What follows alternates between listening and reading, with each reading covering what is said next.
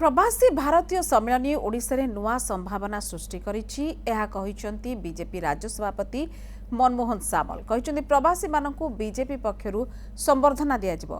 ओडिशा रे पर्यटनर अपार संभावना शिल्प बंदर रहिछि।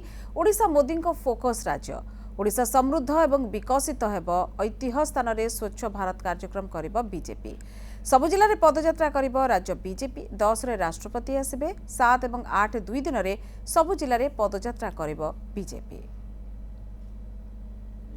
ओडिशा समृद्ध हो, ओडिशा 1 नंबर राज्य हो, ओडिशा आगु जाऊ एवं ये संभावना को जो भाव प्रधानमंत्री गुरुत्व दे आछंती तार ये 3 दिन धरी ओडिशा रे से रहिले।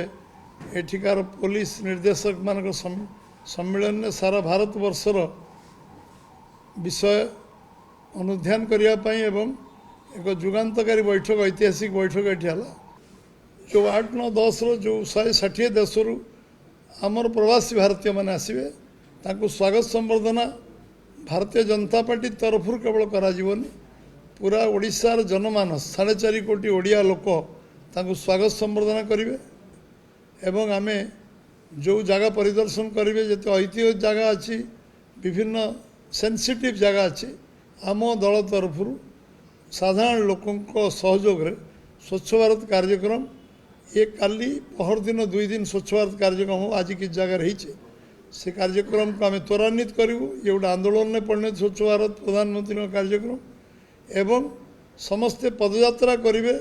सबू जिला हेडक्वार्टर मानक पदयात्रा करेंगे। ये प्रवासी भारतीय मान को स्वागत करने उद्देश्य पदयात्रा करेंगे। एभली कार्यक्रम अच्छी एवं भव्य कार्यक्रम को प्रधानमंत्री राष्ट्रपति एवं आमर जो मैंने आसुँच आम बहुत अभिनंदन जनाऊँ, धन्यवाद जनाऊँ, स्वागत करुँ। आम ओडिशा तरफ ये कार्यक्रम सफल करने सब प्रकार चेष्टा उद्यम आम करूँ।